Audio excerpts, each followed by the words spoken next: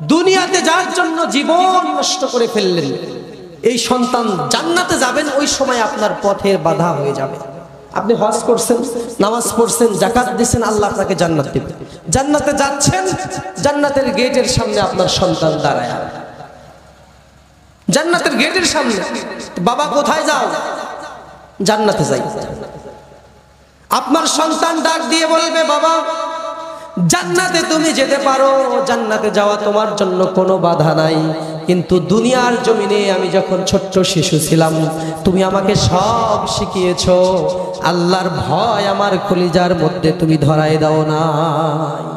তাহতা আকদামিনা লিয়াকুনা মিনাল আসফালিন।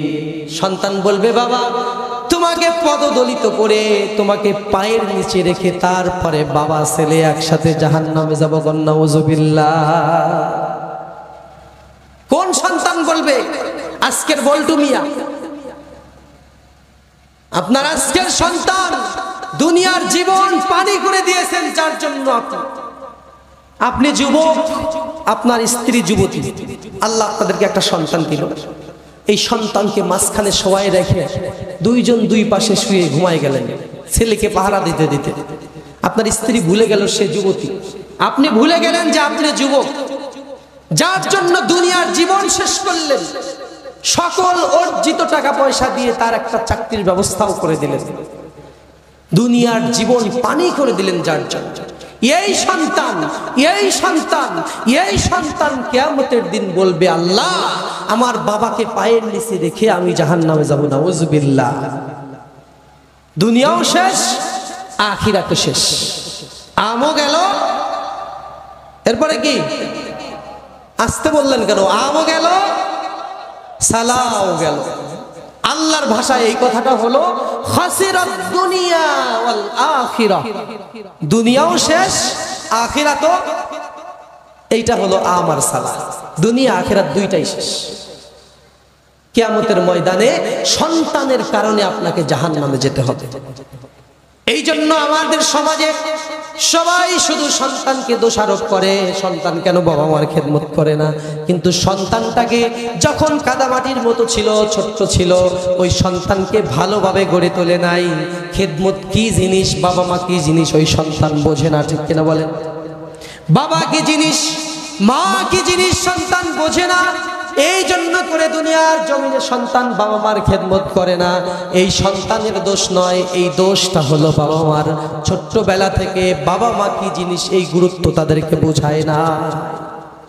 মাদ্রাসায় পড়ে একটা ছেলে দেখেন, বাবা মাকে সালাম দেয়, তাদের ভক্তি করে, শ্রদ্ধা করে। আপনার ছেলে বল্টু মিয়া ভার্সিটিতে পড়ে, বাড়িতে এসে বাবা মাকে বুড়া আর বুড়ি বলে। আছে না নাই? এরকম বদমাইশ আছে না নাই? তাহলে এই সকল সন্তানের জন্য বিপদে পড়ে যেতে হবে। এইবার আসুন ৩ নাম্বার, আপনার সাথে আপনার স্ত্রীর সম্পর্ক কেমন হবে। স্বামী এবং স্ত্রীর সম্পর্কটা দুনিয়ার নয়, এই সম্পর্কটা আল্লাহ রাব্বুল আলামিন জান্নাত থেকে বানিয়েছেন। এই সম্পর্কের কারিগর হলেন আল্লাহ। এই সম্পর্ক কেমন ভাবে চালাতে হবে এই ফর্মুলাও দিয়েছেন আল্লাহ।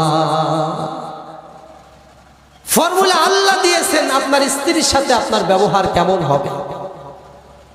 সংসারে যদি শান্তি চান, যিনি এই সম্পর্ক বানিয়েছেন তার কথা মানার দরকার আছে না নাই? আল্লাহ পাক রব্বুল আলামিন স্বামী স্ত্রীর ব্যাপারে বললেন, ওয়ালাহুন্না মিসলুল্লাযী আলাইহিন্না বিল মা'রুফ। আল্লাহ বললেন, তোমার স্ত্রী আর তোমার স্বামী, তোমরা দুজন দুজনের সাথে একই ব্যবহার করতে পারবে। তোমাদের দুইজনের অধিকার সমান, কিন্তু মর্যাদা হলো স্বামীর বেশি। অধিকার দুইজনের সমান, মর্যাদা স্বামীর বেশি। কথাটা বুঝবেন, অধিকার আর মর্যাদা কিন্তু এক জিনিস নয়। কোরআন যেটা বলেছে, ওয়ালাহুন্না মিসলুল্লাযী আলাইহিন্না বিল মা'রুফ, তোমার স্ত্রী তোমার স্বামী, তোমরা দুজন একজনের সাথে স্বামী যেরকম ব্যবহার করবে ওই রকম ব্যবহার স্ত্রীও তার সাথে করবে। এই অধিকারটা দিয়েছেন কে? এই জন্য স্ত্রীর সাথে সব সময় আপনি গরম দেখাবেন, সেই শুধু আপনার সাথে ভালো ব্যবহার করবে। আর আপনি যাকে যা ইচ্ছা তাই এইটা কোরআন সমর্থন করবে না, কখনোই করবে না। তাহলে অধিকার স্বামী স্ত্রীর সমান, আর মর্যাদা হলো স্বামীর বেশি। মাহফিলে মহিলা প্যান্ডেল আছে, ভাবি সাহেব যারা আছেন, যদি আল্লাহ পাক দুনিয়াতে কারোর ওপর সিজদা করা হুকুম দিত, দুনিয়াতে যদি কাউকে সিজদার হুকুম আল্লাহর পক্ষ থেকে থাকতো, তাহলে আমার এই ভাইদের ফাটা পায়ে আপনাদের পড়ে থাকা লাগতো। ভাবি সাহেবরা যারা আছে, কথাটা বুঝতে পারছেন আপনারা? বোঝেন নাই মনে হয়? খুশি হলেন না আপনারা? কাউকে সিজদা করার হুকুম থাকলে আপনার স্ত্রীর জন্য আপনাকে সিজদা করা ফরজ হয়ে যেত। এত মর্যাদা আপনাকে আল্লাহ দিয়েছেন। আর রিজালু কাওয়ামুনা আলান নিসা, পুরুষদের অভিভাবক হলো, নারীদের অভিভাবক হলো পুরুষ। কথাটা কার? আর ব্যবহারের ক্ষেত্রে আপনি শুধু একা একা খুশি হয়েন, খুশি হয়ে কোনো লাভ নাই। ভাবিরও তার সাথে কি ব্যবহার করতে হবে, তার কেমন দাম আপনার কাছে থাকবে, ওইটা কোরআনের মধ্যে আছে না নাই? আল্লাহ পাক কোরআনুল কারীমের মধ্যে বলে দিলেন, ওয়ালাহুন্না মিসলুল্লাযী আলাইহিন্না বিল মা'রুফ। মা'রুফ মানে হলো ভালো ব্যবহার, আর মিসলু মানে সমান। ভালো ব্যবহার আপনি যতটা করবেন, ভাবি ততটা ভালো ব্যবহার আপনার সাথে করতে বাধ্য। আপনি যদি সব সময় তেরিং ভিরিং করেন, তারও এইটা করার অধিকার আছে না নাই? আবার আল্লাহ রাব্বুল আলামিন আরো জানাই দিলেন, হুন্না লিবাসুল লাকুম ওয়া আনতুম লিবাসুল লাহুন্না। স্বামী এবং স্ত্রী একজন আরেকজনের জন্য পোশাক স্বরূপ আল্লাহ বানিয়েছে। কোন সুবহানাল্লাহ। পোশাক, ড্রেস আপনাকে সুন্দর, আপনার সৌন্দর্য আরো বাড়ায় দেয়। পোশাক আপনার মর্যাদা বাড়ায় দেয়। সিরা পোশাক পরে আসলে মানুষ পাগল বলে, ঠিক কিনা ভাইয়েরা? পোশাকের কারণে মানুষের মর্যাদা বেড়ে যায়। আবার লজ্জার স্থান ঢেকে রাখা হয় পোশাক দিয়ে। স্বামী আর স্ত্রীকে আল্লাহ পোশাকের সাথে তুলনা করলেন।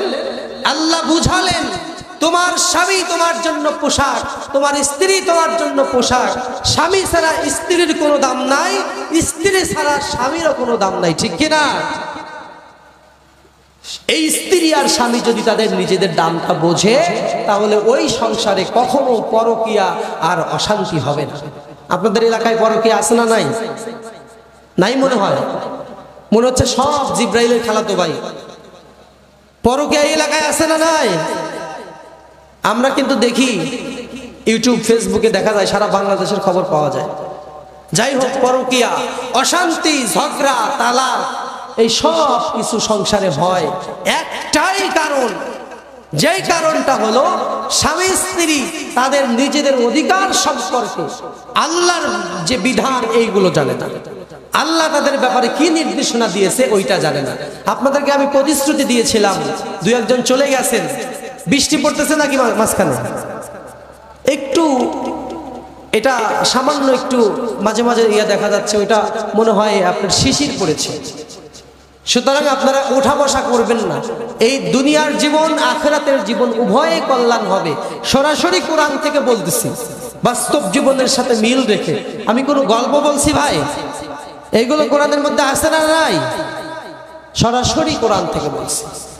এই স্বামী স্ত্রীর সম্পর্ক যদি ভালো হয়, এই ঘরটাকে আল্লাহ পাক রব্বুল আলামিন দুনিয়াতেই জান্নাতের টুকরা বানায় দেয়। সুবহানাল্লাহ। আর যেই ঘরের মধ্যে স্বামী স্ত্রীর সম্পর্ক ভালো থাকে না, ওই ঘরটা জাহান্নামের টুকরা হয়ে যায়, ঠিক কিনা? এই জন্য স্বামী স্ত্রীর একমাত্র বিধান হলো আল্লাহর বিধান। এই বিধান মতে চললে আমাদের সংসারে শান্তি দিবে, আমাদের ভবিষ্যৎ বাচ্চা কাচ্চা যারা হবে তারাও ভালো হবে, আমাদের সমাজে শান্তিতে বসবাস করতে পারবো। ঝগড়া হবে না, তালাক হবে না, বিবাহ বিচ্ছেদ হবে না, যদি আল্লাহর ফর্মুলাটা আমরা মেনে চলি। আর আল্লাহর ফর্মুলা থেকে যে যত দূরে চলে যাব, মাঝখানে শয়তান এসে আমাদের মাথাটাকে ফুটবল বানায় খেলতে থাকবে। আপনি যাবেন দিনাজপুর অথবা আপনি যাবেন পঞ্চগড়, আপনার স্ত্রী থাকবে ঠাকুরগাঁ, মাঝখানে যে জায়গাটুকু থাকলো ওই জায়গায় থাকবে শয়তান। এরপরে শয়তান আপনার স্ত্রীর মনের মধ্যে প্ররোচনা দেবে, তোর স্বামীর চাইতে তোর দেবারই তো ভালা, তার টাকা পয়সা বেশি, তার চেহারাও সুন্দর। আবার আপনার কাছে এসে শয়তান বলবে তোর বইয়ের চাইতে তোর শালি তো ভালা। ঠিক কিনা ভাই? শয়তান এই ওয়াসওয়াসা তখন দিবে যখন আল্লাহর এই বিধানগুলো আপনি দূরে সরায় রাখবেন। আল্লাহর বিধান মানলে শয়তান আপনাকে ধোঁকা দিতে পারবে না। একটু আমার হাতের দিকে তাকান সবাই। ঘুম ধরছে আপনাদের? ঘুম পাচ্ছে? শেষ করে দেব অল্প সময়ের মধ্যে। লিল্লাহে তাকবীর, নারায়ে তাকবীর। আওয়াজ বেশি হলে এরকম গুরুত্বপূর্ণ কথা আরো দুই একটি বলবো। আওয়াজ যখন কমবে তখন দোয়া করে দেবে। তাহলে ভাইরা একটু আমার হাতের দিকে তাকাবেন। স্বামী স্ত্রীর সম্পর্কটা হলো এরকম তিন কোণা বিশিষ্ট একটা ত্রিভুজের মতো। তিন কোণা বিশিষ্ট ত্রিভুজের উপরের কর্নার আপনি মনে করেন এখানে আল্লাহ পাক থাকবে, আর দুই পাশে নিচে, এক পাশে স্বামী এক পাশে স্ত্রী। এখন স্বামী স্ত্রী দুইজনে যদি আল্লাহর দিকে যায় তাহলে দুইজনই একে অপরের কাছাকাছি যাবে। আর আল্লাহ থেকে যদি স্বামী স্ত্রী দূরে চলে আসে, দুইজন দূরত্বে চলে যায়, তাহলে আল্লাহ থেকেও দূরত্বে চলে যাবে। আপনার স্ত্রী এই পাশে, আপনার স্বামী আপনি এই পাশে, আর আল্লাহ থাকবে উপরে। দুইজনই আল্লাহর কাছে গেলে এক বিন্দুতে মিলিত হবেন। আপনাদের নিজেদের মধ্যে দূরত্ব কমে যাবে। যত আল্লাহর দিকে যাবেন নিজেরা তত একজন আরেকজনের কাছাকাছি চলে আসবেন। সুবহানাল্লাহ। এই জন্য আল্লাহর ভয় সংসারের মধ্যে পয়দা করুন। আপনার স্ত্রীকে বলুন, আপনার স্ত্রী আপনাকে নামাজের জন্য জাগায় দিবে, আপনি আপনার স্ত্রীকে জাগায় দিবেন। এই সংসারটা হলো জান্নাতি সংসার।